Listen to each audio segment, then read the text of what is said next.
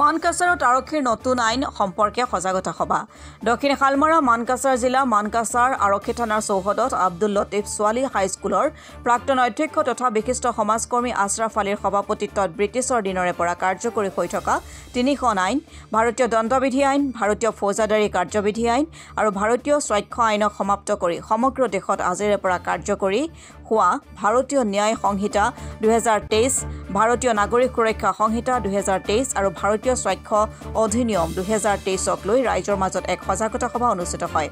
সভাখন দক্ষিণ শালমাৰা মানকাছাৰ জিলাৰ উপ আৰক্ষী অধীক্ষক চন্দ্ৰকুমাৰ কলিতা, মানকাছাৰ আৰক্ষী থানাৰ ভাৰপ্ৰাপ্ত বিষয়া দীপক বৰগয়াৰী, CRPFৰ বিষয়া সমাজসেৱক উপেন্দ্ৰ হাৰিকুচ, মানকাছাৰ নাগৰিক সমিতিৰ সভাপতি আমিনুল ইছলামকে ধৰি ভালে সংখ্যক আৰক্ষী বিষয়াকে ধৰি সৰ্বসাধাৰণ ৰাইজ পুৰুষ ও মহিলাসকল উপস্থিত থাকে।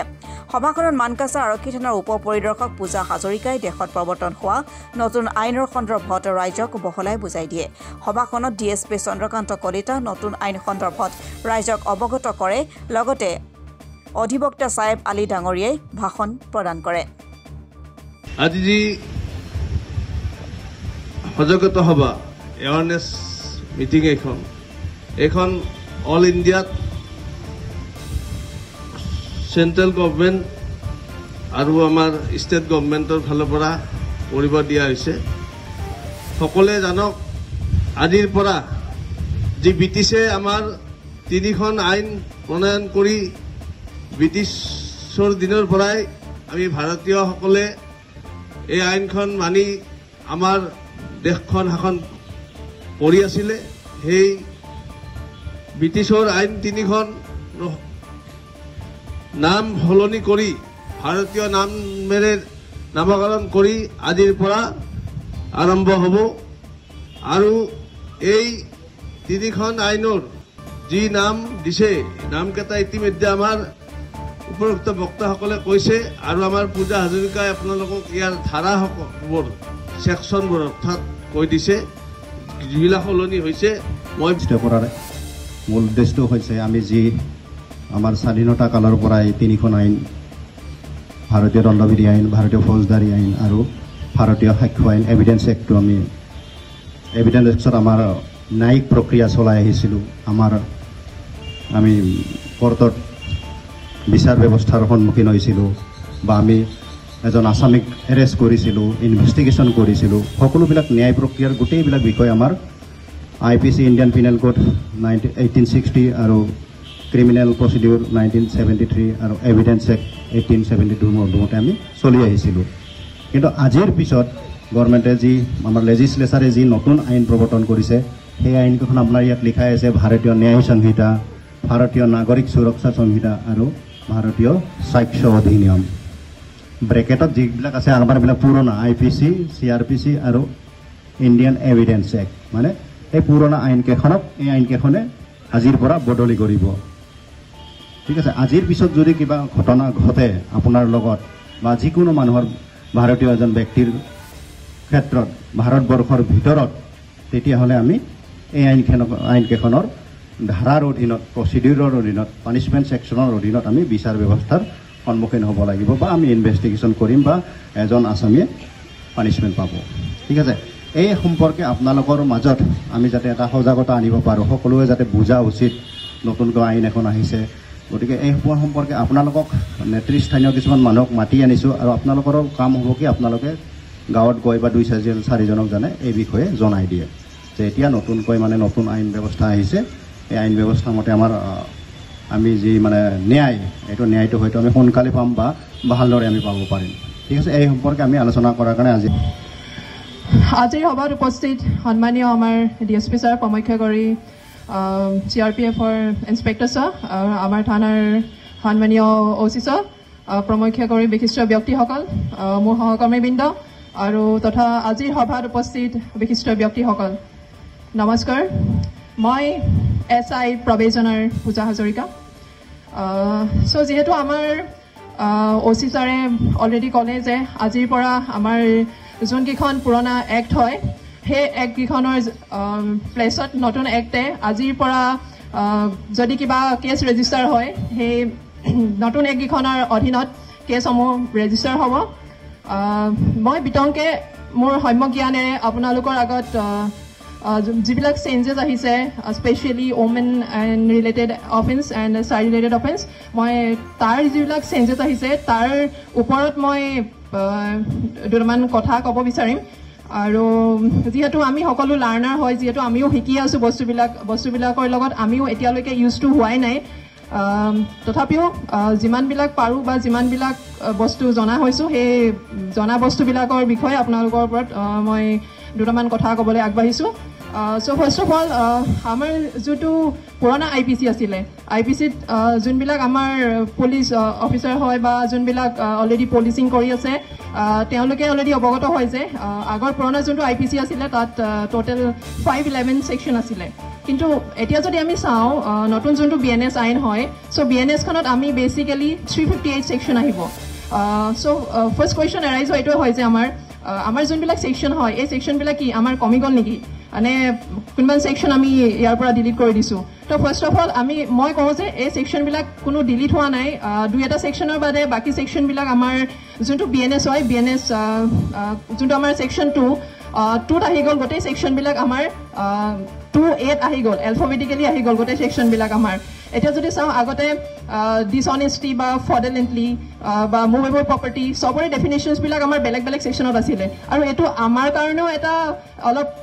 মানে টাফ আছিলে যদি আমি বস্তুবিলাকৰ লগত ইউজ টু হৈ নাথাকোঁ বা আমি ইউজ নকৰোঁ তেতিয়া যদি কোনোবাই আমাক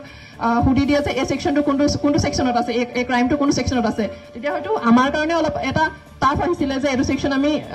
ক'বৰ কাৰণে কিন্তু এতিয়া কি হ'ল যোনবিলাক গোটেই ডেফিনেশ্যনছ পাৰ্টবিলাক আছে ডেফিনেশ্যনছ পাৰ্টবিলাক ক্লজ 2(1)ত 2 দি দিলে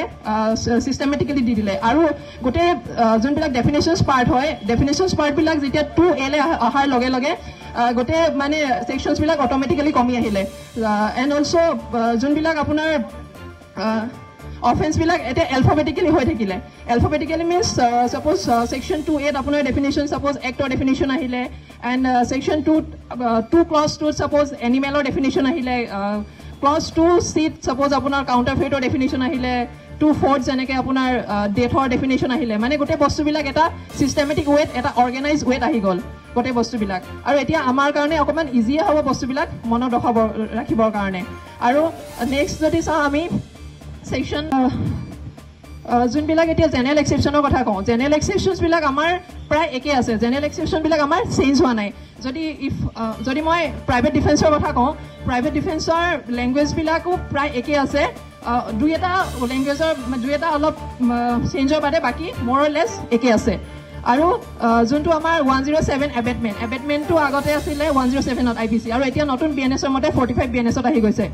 আৰু বাকী যদি মেজৰ চেঞ্জেছৰ কথা ক'ব যাওঁ মেজৰ চেঞ্জেছ হৈছে আমাৰ চেপ্টাৰ 5 যোনটো হৈছে crime against women and children যেতিয়া ফাৰ্ষ্ট আমাৰ এই বিলকেইখনৰ কথা আমাৰ পাৰ্লিয়ামেণ্টত অনাৰেবল হোম মিনিষ্টাৰ অমিত শ্বাহজীয়ে যেতিয়া ফাৰ্ষ্ট ইণ্ট্ৰডিউচ কৰিছিলে যে এনেকৈ নতুন বিলকেইটা পাৰ্লিয়ামেণ্টত উত্থাপন হ'ব লাগে চ' তেতিয়া মেইনলি কৈছিলে যে মানে যোনটো আমাৰ ওমেন ৰিলেটেড যোনবিলাক ক্ৰাইম বা চাইল্ড ৰিলেটেড যোনবিলাক ক্ৰাইম হয় এইবিলাক বহুত বেছি চেঞ্চিটিভ হয় আৰু আগতে কি আছিলে আগৰ যোনবিলাক IPC আছিলে IPCত কি আছিলে যোনবিলাক ওমেন ৰিলেটেড ক্ৰাইম হওক বা চাইল্ড ৰিলেটেড ক্ৰাইম গোটেই ক্ৰাইমবিলাক আমাৰ পিছলৈ আছিলে ঠিক আছে এতিয়া গোটেই বস্তুবিলাক আগত দি দিছে যিহেতু এই ক্ৰাইমবিলাকে ইম্পৰ্টেঞ্চ পাব লাগে আৰু তেওঁ কৈছিলে যে এইবিলাক যেতিয়া মানে ওমেন আৰু চাইল্ড ৰিলেটেড যেতিয়া কেছবিলাক আগলৈ আহিব বা আগত প্ৰাধান্য দিয়া হ'ব তেতিয়া বস্তুবিলাক আৰু ভাল হ'ব আৰু পানিছমেণ্ট ছেকশ্যনবিলাকো অলপ মানে ইণ্টাৰলিক কৰিবৰ কাৰণেও ইজি হ'ব তো আগতে যদি চাওঁ আমি 354 আপোনাৰ ছেক্সুৱেল হেৰাছমেণ্ট বা আপোনাৰ আউটৰেজ হাৰ মডেষ্ট্ৰি এগৰাকী ওমেনৰ তেখেতৰ ডিগনিটিৰ ওপৰত যদি কোনোবাই ভাইলেট কৰে কোনোবাৰ তেখেতৰ ডিগনিটিৰ ওপৰত যদি কোনোবাই কুৱেশ্যন কৰে বা তেখেতৰ ডিগনিটি হানি কৰিবৰ কাৰণে যদি কোনোবাই ট্ৰাই কৰে 354 ছেকশ্যন আহিছিলে তাৰপৰা আমি তাত যদি আকৌ চাওঁ 376ত পানিছমেণ্ট ফৰ ৰেপৰ পানিছমেণ্ট দিয়া আছে 375ত আকৌ ডেফিনেশ্যন দিয়া আছে আমি আকৌ ইনকেছ যদি আকৌ চাওঁ 498A বা 304B ডাউৰি ডেথ ওমেন ৰিলেটেড কেছবিলাক বা গোটেই IPCখনে মানে উলট পালট হৈ আছিলে কোনো এটা ছিষ্টেমেটিক ৱেট নাছিলে এটা হেফেজাৰ্ড ৱেট আছিলে চ' আৰু এটা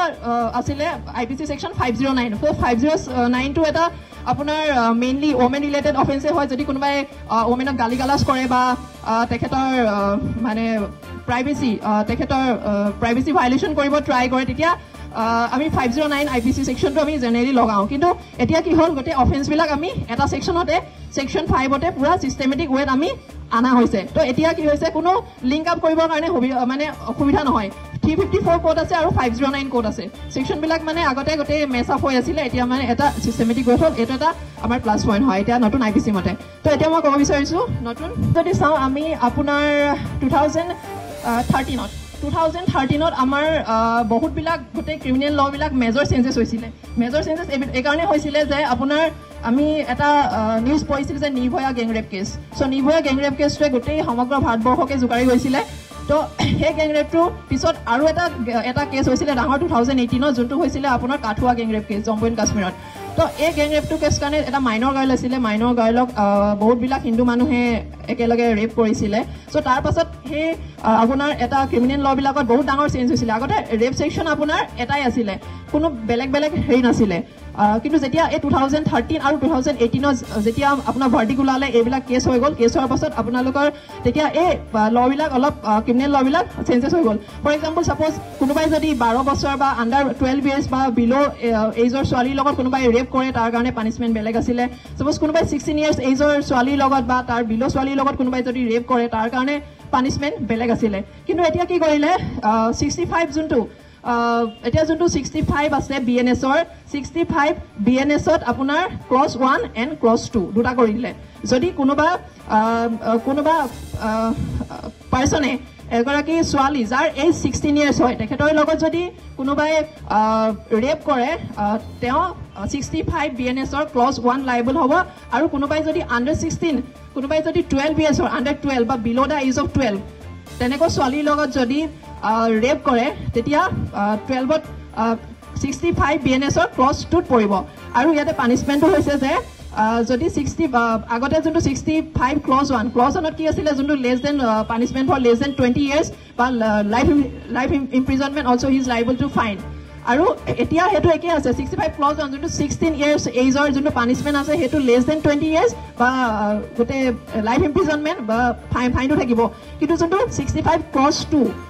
যোনটো 12 ইয়াৰ্ছৰ কোনোবা ছোৱালীৰ লগত যদি বা আণ্ডাৰ 12 ইয়াৰ্ছৰ বা বিল' 12 ইয়াৰ্ছৰ ছোৱালীৰ লগত যদি কোনোবাই ৰেপ কৰে ইয়াতে এটা পানিছমেণ্ট আছে যোনটো লেছ দেন 20 ইয়াৰ্ছ বা লাইফ ইম্প্ৰিজনমেণ্ট আৰু ইয়াতে ডেথ পেনাল্টিটো ইনক্লুড আছে ঠিক আছে যদি 12 ইয়াৰ্ছৰ আণ্ডাৰ 12 ইয়াৰ্ছ বা বিল' 12 ইয়াৰ্ছৰ কোনোবা ছোৱালীৰ লগত কোনোবাই ৰেপ কৰে তেতিয়া তেওঁ যাৱজ্জীৱন কাৰাদণ্ডৰ লগতে তেখেতৰ মৃত্যুদণ্ডও হ'ব পাৰে কালপিপুল হোমিচাইড আছিলে হোমিচাইড মিনছ আপোনাৰ কিলিং অফ এ পাৰ্চন এজন মানুহক যদি হত্যা কৰা হয় তো বেচিকেলি এইটো হোমিচাইড বুলি আমি কওঁ তো যোনটো 300 ছেকশ্যন 299 আৰু 300 IPCত আছিলে তো এতিয়া এইটো ছেকশ্যন আগলৈ আহিলে আৰু এটা আহিলে মব লিঞ্চিং 103 IPC তো IPCত এইটো আহিলে মব লিঞ্চিং বেচিকেলি এইটো হয় ছাপ'জ কোনোবা এজন মানুহে বহুত মানুহ লগ হৈ যদি কোনোবা এজন মানুহৰ ডেথ কজ কৰে তেতিয়া আমি মব লিঞ্চিং বুলি কওঁ আমি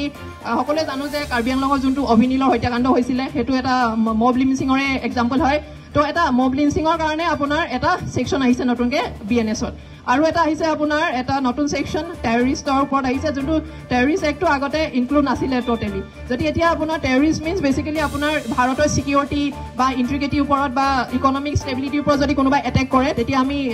সেই মানুহজন সেই পাৰ্টিকুলাৰ মানুহজন মানে এই ছেকশ্যন টেৰৰিষ্ট এক্টটোৰ ছেকশ্যনত তেওঁ বেচিকেলি লাইবল হ'ব আৰু এতিয়া বেচিকেলি মই কওঁ 375 আগতে 375ৰ যোনটো ডেফিনেশ্যন অফ ৰেপ আছিলে এজন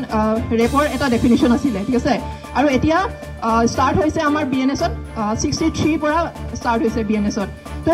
63ত ইয়াত এটা মেজৰ চেঞ্জ হৈছে ঠিক আছে যোনটো আগতেও আছিলে যোনটো আমি যদি চাওঁ 375ৰ এক্সেপশ্যন 2ত আছিলে যে যদি এজন হাজবেণ্ডে তেখেতৰ ৱাইফৰ লগত যাৰ এজ 15 বা এবভ 15 ইয়াৰ্ছ তেখেতৰ লগত যদি ফ'ৰ্চফুলি ফিজিকেল ছেক্সুৱেল ইণ্টাৰক'ৰ্ছ কৰে সেইটো আমি ৰেপ বুলি আমি গণ্য কৰা নাছিলোঁ বিকজ মাৰ্চিয়েল যোনটো ৰেপ হয় ৰেপৰ কনচেপ্টটো